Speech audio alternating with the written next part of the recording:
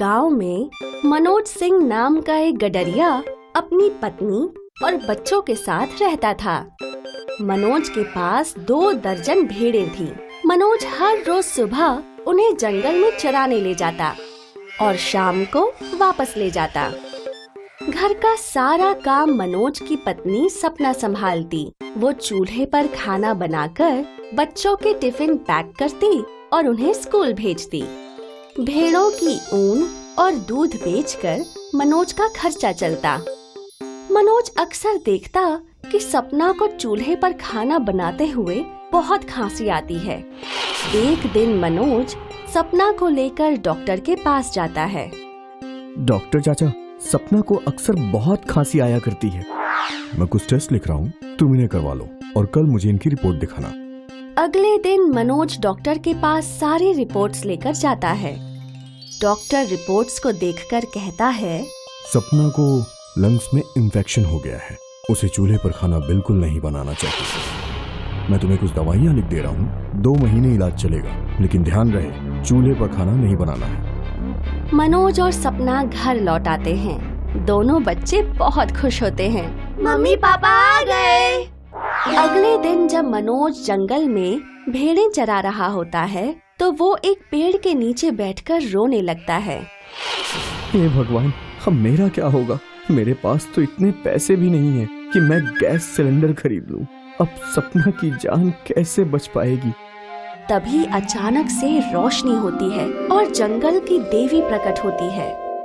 हे मनुष्य, तुम क्यों रो रहे हो? मेरे जंगल में कोई भी प्राणी दुखी नहीं होता। मैं सबकी एक बार मदद जरूर करती हूँ। बताओ, तुम्हें क्या कष्ट है?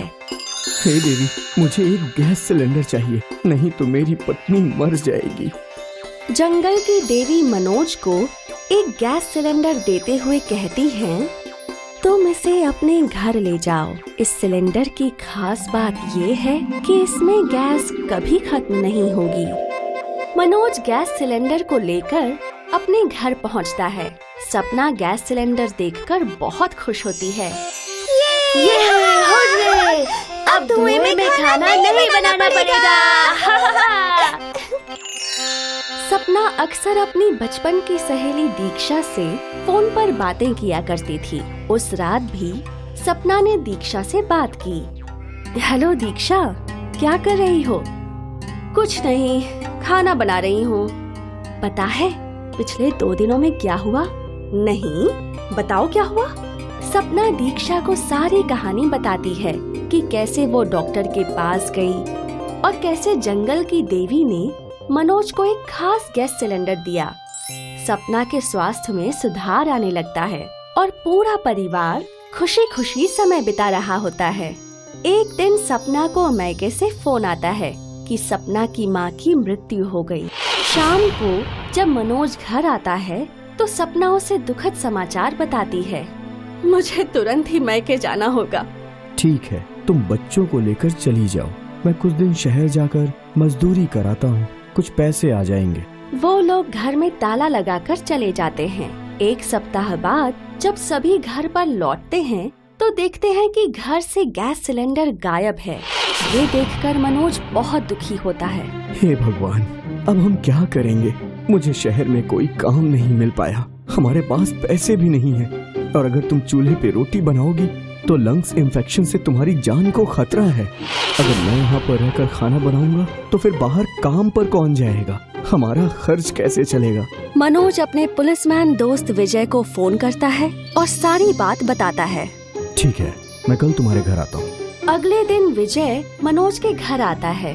अरे भाई विजय, मुझे समझ में नहीं आ रहा है कि सिलेंडर और गैस कहाँ गायब हो गए। ना तो कोई खिड़की टूटी और ना ही दरवाजे का ताला टूटा। सब कुछ वैसे का वैसा ही है, फिर भी गैस सिलेंडर कैसे गायब हो सकता है? विजय ताले को लेंस से देखता है और पूछता है, क्या तुम्हारे घर पर कोई आता जाता था? नहीं, तुम दोनों अपने मोबाइल फोन दिखाओ। विजय मनोज और सपना के मोबाइल्स की कॉल हिस्ट्री चेक करता है। वो नोटिस करता है कि सपना अपनी फ्रेंड दीक्षा से काफी बातें करती है। विजय सपना से पूछता है, ये दीक्षा कौन है? वो मेरी सहेली है। क्या तुम अपनी सहेली दीक्षा के साथ सारी बातें शेयर करती हो? हाँ, लेकिन उसका गैस सिलेंडर से क्या लेना देना? हम सभी को अभी दीक्षा के घर चलना होगा। लेकिन क्यों? तुम मेरी बात मानो। सभी लोग दीक्षा के घर पहुंचते हैं। जैसे ही दीक्षा दरवाजा खोलती है, मनोज और सपना उसके घर पर रखे गैस सिलेंडर को पहचान जाते हैं। अरे, ये तो हमारा ही गैस सिलेंडर है। दीक्षा बिल्कुल डर जाती है। दीक्षा, तुमने ऐसा क्यों किया? दीक्षा रोने लगती है और सारी बात बताती है। मुझे माफ कर दो सपना, मेरे घर पर सिलेंडर है लेकिन गैस बहुत महंगी पड़ती है। जब मुझे पता लगा कि तुम्हारे पास एक ऐसा सिलेंडर है जिसमें गैस कभी खत्म ही नहीं होती, तो मेरे मन में लालच आ गया और मैंने तुम्हारा गैस सिलेंडर चुरा लिया। लेकिन तुमने चोरी कैसे की? जब तुमने मुझे फोन पर बताया कि तुम अपने मायके में रुकी हुई हो, तो एक दिन मैं तुम्हारे गांव गई और तुम्हारे दरवाजे का ताला देखा। मैंने तुम्हारा ताला तोड़कर गैस सिलेंडर चुरा लिया और मार्केट से बिल्कुल वैसा ही ताला लाकर तुम्हारे दरवाजे पर लगा दिया। ऐसा कहकर दीक्षा रोने लगती है। विजय दीक्षा को चोरी के इल्जाम में गिरफ्तार करके पुलिस स्टेशन ले जाता है और सपना और मनोज गैस सिलेंडर के साथ वापस अपने घर लौट आते हैं और खुशी खुशी रहने लगते हैं। मीरपुर गांव में रामदास अपनी पत्नी मीरा के साथ रहता था। रामदास मछलियां बेचने का काम करता था। आज नाश्ते में क्या बना है? मछली, पनीर की सब्जी, अरहर की दाल और ऑमलेट तैयार किया है। सभी चीजें बहुत स्वादिष्ट बनी हैं। ठीक है, जो भी बनाया है ले आओ। नाश्ता करने के बाद रामदास मछलियां पकड़ने नदी पर जाता। दिन भर धूप में मछलियां पकड़ने के बाद रामदास घर लौटता। आ गए, मुखिया जी का आदमी आया था। पूरे गांव में अनाउंसमेंट करके गया है कि गांव में फ्लू फैल रहा है और गांव के हर एक आदमी को मास्क देकर गया है। ये रहा तुम्हारा मास्क। मास्क लगाने से क्या फ्लू नहीं होगा? हाँ, वो कह रहा था कि ये मास्क सरकार ने भिजवाए हैं। इस मास्क से 100% प्रोटेक्शन है और एक बार अगर किसी का मास्क खो गया ना तो दोबारा नहीं मिलेगा और बिना मास्क के घर से बाहर निकलने की इजाजत किसी को नहीं है।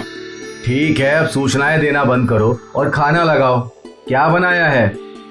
आलू, गोभी, मटर, टमाटर, टिंडे, भिंडी और मछलियाँ मिलाकर बहुत बढ़िया मिक्स वेज बनाई है। ठीक है, जो भी बनाया है ले आओ। अगले दिन गांव में सब मास्क पहनकर घूम रहे होते हैं। रामदास भी मास्क पहनकर मछलियाँ पकड़ने निकलता है। रामदास जब शाम को जाल से निकालकर मछलियाँ बाल्टी में डाल रहा होता है तो वो देखता है कि एक मछली के मुंह में सोने की अंगूठी है।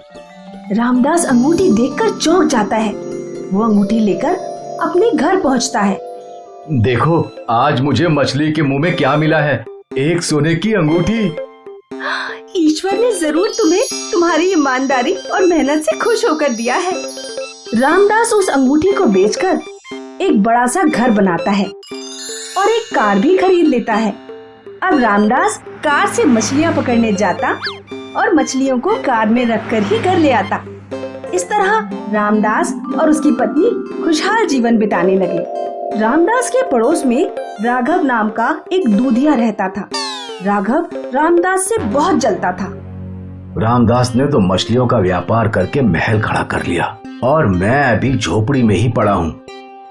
ये मेरी गाय तो बिल्कुल दूध ही नहीं देती, इसी के कारण मैं गरीब हूँ। लेकिन रामदास को गरीब बनाने का एक उपाय है। गांव में फ्लू फैला हुआ है, अगर मैं उसका मास्क चुरा लूं तो रामदास घर से बाहर ही नहीं जा पाएगा। रात में जब रामदास उसकी पत्नी सो जाते हैं तो राघव रामदास के घर में घुस जाता है और रामदास और उसकी पत्नी का फेस मास्क चुराकर अपनी गाय को खिला देता है। अगले दिन रामदास जब काम पर निकलने वाला होता है तो वो पूरे घर में फेस मास्क ढूंढता है लेकिन उसे नहीं मिलता। दोनों फेस मास्क गायब हैं। अब मैं बाहर मछली पकड़ने कैसे जाऊं? और फ्लू तो साल भर खत्म होने वाला नहीं है। रामदास अपने पिता की फोटो के सामने रोने लगता है। तभी रामदास के पिता की आत्मा प्रकट होती है। रो मत बेटे और बहू, मैं तुम्हें जादुई मास्क देता हूँ, वो बहुत सारे काम कर सकता है। पिताजी की आत्मा रामदास और उसकी पत्नी को एक जादुई मास्क देकर गायब हो जाती है। रामदास की पत्नी जैसे ही जादुई मास्क पहनती है, उसकी सूंघने की शक्ति एकदम से बढ़ जाती है। तुम्हारे कपड़ों में से लेडीज परफ्यूम की महक क्यों आ रही है? अरे बाजार में मछलियाँ बेचने जाता हूँ तो बहुत सारी औरतें भी मछलियाँ खरीदने आती हैं। थोड़ी दूर से मछलियाँ बेचा करो उन्हें। अगले दिन जब जादुई मास्क पहनकर रामदास नदी किनारे जाता है तो वो अपनी सूंघने की शक्ति से पहचान लेता है कि नदी में मछलियाँ किस जगह पर हैं। जादुई मास्क की वजह से रामदास पहले से दोगुनी मछलियाँ पकड़ पाता। अब हम अपनी कंपनी खोलेंगे और मछलियाँ निर्यात करना शुरू करेंगे। जादुई मास्क की वजह से रामदास का धंधा दोगुना हो गया। एक दिन रामदास और उसकी पत्नी जादुई मास्क के बारे में बातें कर रहे थे। आज हम जो भी हैं, पिताजी द्वारा दिए गए इस जादुई मास्क की वजह से हैं। राघव खिड़की से रामदास की सारी बातें सुन लेता है। जब रामदास और उसकी पत्नी मास्क उतारकर सो जाते हैं तो राघव उनके घर में घुस जाता है और जादुई मास्क चुराने की कोशिश करता है। राघव जैसे ही जादुई मास्क छूता है, उसे करंट लगता है और वो बेहोश होकर गिर पड़ता है। अगले दिन जब रामदास और उसकी पत्नी सोकर उठते हैं तो वो राघव को अपने घर लेटा हुआ पाते हैं। रामदास और उसकी पत्नी समझ जाते हैं कि राघव ही वो चोर है। उसने ही पुराने मास्क चुराए थे और अब वो जादुई मास्क चुराने आया था। रामदास राघव को पुलिस के हवाले कर देता है।